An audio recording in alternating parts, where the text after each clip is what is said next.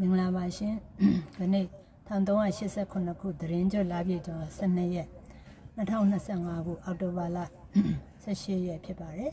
ပြင်ပြမဲ့အကြောင်းအရာလေးကတော့ကိန်တုကောပမတုတ်ပေါက်ပင်ဖြင့်ဥပမာပြုခြင်းတုတ်တန်လေးဖြစ်ပါတယ်အဲ့တော့ဒီတုတ်တန်မှာတော့ဒီဝိပဿနာရှုခြင်းနဲ့ဆိုင်ရာပုထုဇဉ်ယဟန်တစ်ပါးကနေပြီးတော့ယဟန္တာကြီး၄ပါးကိုတစ်ပါးပြီးတော့တစ်ပါးမေးမြန်းခြင်းဖြစ်ပါတယ်စာထဲမှာပါတာကတော့ရှင်ဖျားဘယ်ကဲ့သို့ရှုစင်ခြင်းဖြင့်ဉာဏ်အမြင်စင်ကြယ်စေပါသနည်းဒီလိုဘယ်ကဲ့သို့ရှုစင်ခြင်းဖြင့်ဉာဏ်အမြင်စင်ကြယ်စေပါသနည်းလို့ပါတယ်နော်အဲ့ဒါကိုမဟုတ်ဆရာတော်ကြီးကလည်းရှင်းထားပါတယ်ဝိပဿနာ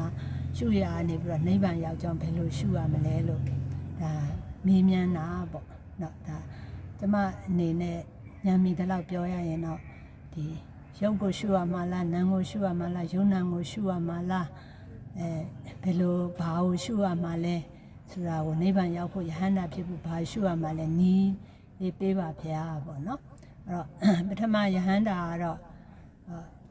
ဖတ်တာယရဏ6ပါးဆိုတာကအတွင်းအာယရဏ6ပါးမျက်စိအကြည့်နားအကြည့်နှာခေါင်းအကြည့်ကိုယ်အကြည့်ရှားအကြည့်ကိုယ်အကြည့်မနှောအကြည့်ဒီအကြည့်ဓာတ်တွေလူသေးမှမရှိဘူးလူရှင်မှရှိတယ်ဒီအကြည့်ဓာတ်ရုပ်တရားတွေကိုဟုတ်တိုင်းမှန်စွာ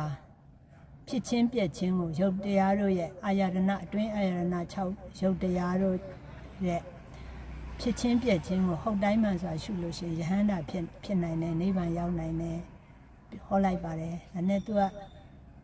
ရုပ်တရားကြီးဟောတာနံလည်းမပါဘူးဆိုပြီးတော့ဒုတိယယဟန္တာကြီးသွားတော့ဒုတိယယဟန္တာကခန္ဓာ၅ပါး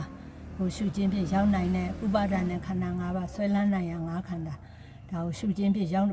နိုင်တယ်ပထမ6ပါးဒုတိယ5ပါးမတူလည်းမတူဘူးပေါ့ဒါကြတော့ယောဝနာရောဆိုသူကတခါစိတ်တိုင်းမကြတော့တတိယယဟန္တာစီသွားပြန်တော့တတိယယဟန္တာကိုမေးပြန်တော့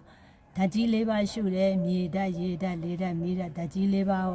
တို့ရဲ့ဖြစ်ချင်းပြက်ချင်းကိုဟုတ်တိုင်းမှန်စွာရှုလို့ရှိရင်ယဟန္တာဖြစ်နိုင်တယ်နိဗ္ဗာန်ရောက်နိုင်တယ်ဟောပြန်တယ်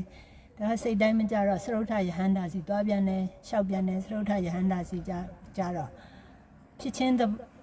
ဘောတရားရှိသောတရားတို့ဒီချုပ်ချင်းသဘောရှိသည်ဖြစ်ပျက်ကိုရှုဆိုတဲ့သဘောပေါ့ဒါကြတော့နှစ်ခု6ပါးနဲ့5ပါး5ပါးနဲ့4ပါး4ပါးနဲ့နှစ်ခုတချို့ကရုပ်ကြည့်တယ်တချို့ကယောဝနာရောတချို့ကြဘာမှမပြောတော့ဘူးဖြစ်ပျက်ပဲရှုခိုင်းတာဆိုတော့သူကစိတ်တိုင်းမကြတော့မြတ်စွာဘုရားစီသွားလျှောက်တော့မြတ်စွာဘုရားပေါက်ပင်ဥပမာလို့ပဲတဲ့ဒီတစ်ခုနဲ့တစ်ခုစိတ်တိုင်းမကြပဲနဲ့တွေးဝေးမနေပဲနဲ့မိမိတို့တန်ရာကိုရှုဖို့ပေါက်ပင်ဥပမာပေါက်သားလို့တဲ့ဒီယောဂပြောက်အောင်ပေါက်သားရှာတဲ့လူတယောက်ကိုပေါက်ပင်ကိုတယောက်ကိုမေးတော့ခါကြတော့မီးလောင်ငုတ်တော်လိုပဲနည်းနည်းကြီးဒုတိယတယောက်ကကြတော့တားတစ်လိုပဲနီရဲမြန်းနေတယ်အပွင့်နေဝေးနေတယ်တတိယတယောက်ကကြတော့တန်လျက်လိုအသီးတွေကတွဲလဲကြပြီးတန်လျက်တွေလိုပဲတွဲလဲကြနေတယ်သရုဋ္ဌတယောက်ကကြတော့ဒီပညောင်ပင်လိုပဲဝိုင်းပြီးတော့ရွက်တွေဖားဖားဖြစ်နေတယ်ဆိုတော့ဒီပေါက်သားကိုမယူပဲလို့ရှိရင်ငါတော့သူ့ယောဂလည်းပျောက်မှာမဟုတ်ဘူးเนาะဒီပေါက်သားကိုဘယ်လိုပုံစံဖြစ်ဖြစ်ယူပြီးတော့မိမိတို့ရဲ့ရုပ်ဖြစ်စေနာမ်ဖြစ်စေဒီရှုဖို့ရလိုတာပေါ့နော်ဒါမိုးကုတ်ဆရာတော်ကြီးကတော့ဒီ